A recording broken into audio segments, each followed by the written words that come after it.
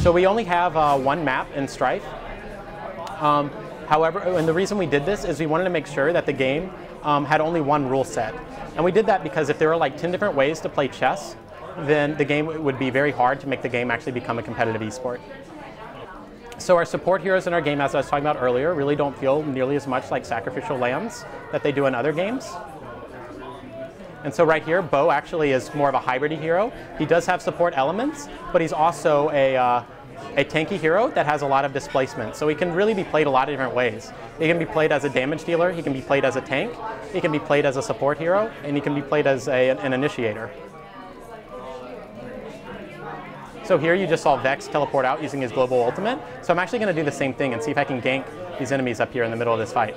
Actually, that may not be such a good idea. They have 4 people all gathered around. Okay, here we go. Boom.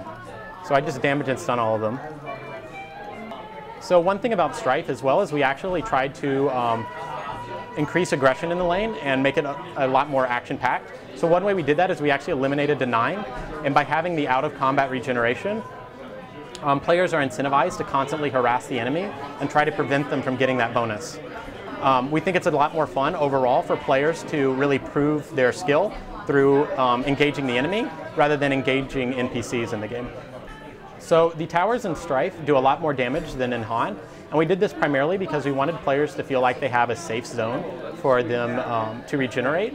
However, we do have some skills that are able to actually reach through tower range and actually hit players and knock them out of regen, so players still have to be very careful.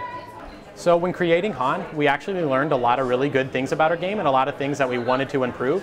So what we learned that we really liked about our game is that our engine is very fast and fluid, the game is very fast-paced, and that the game has a really high skill ceiling. However, unfortunately, we also learned that our game was very difficult to learn, as well as the fact that the community is very toxic towards each other. So with Strife, those are really our 2 main goals, is we really wanted to reduce toxicity within the community by making the game mechanics a lot more team-oriented. Like I was saying earlier, with the last hits being given both to you and your lane mate, so that you're not competing with your allies, as well as changing a lot of mechanics to make the game a lot more accessible, so that your natural inclination when you start playing a game like this isn't completely wrong. So for example, in Heroes of Newerth, if you push a lane from the very start of the game, that's typically not a very viable strategy. However, in Strife, that's actually one of many different options of the way you can play the laning phase.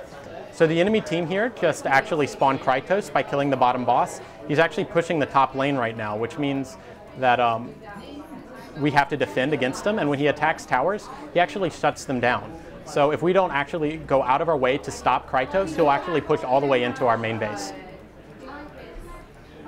And then I'll just get you some footage of it up here.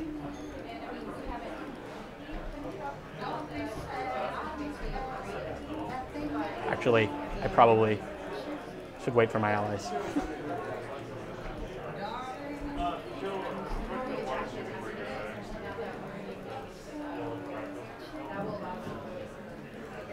Okay, here we go.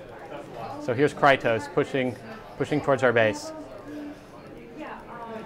He very quickly destroys creep waves and leaps towards the tower and shuts it down. So we've lost our defensive advantage, so we got to quickly try to get Krytos off the tower and try to prevent enemies from killing our base. Whoop, I died. We do not actually have the rage quit, a lot of the voices that really almost incentivized players to rage.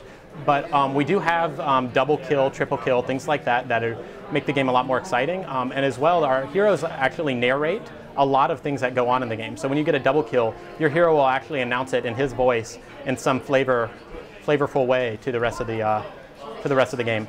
So something kind of interesting here is when we lose our racks, which we just did, the racks actually does not respawn, nor does it give super creeps. So what the racks actually does is it gives 2,000 gold to every player on the enemy team, and it also weakens the main base structure. So if they destroy all the Raxes, not only will they have a significant gold advantage, but they'll be able to push the main base a lot more easily.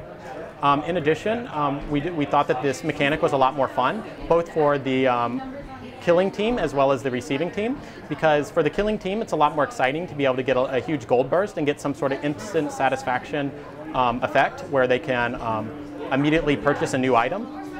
However, for the receiving team, we thought it was also a lot more fun because it's frustrating to constantly maintain this overtime mechanic. It's going out of your way to constantly push the lane back, etc. So we just found it was a lot more fun mechanic for both teams overall.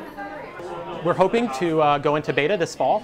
You can sign up for the beta on our website at strife.com, and we're also hoping to release the game early next year. The game will be coming out for PC, Mac, and Linux.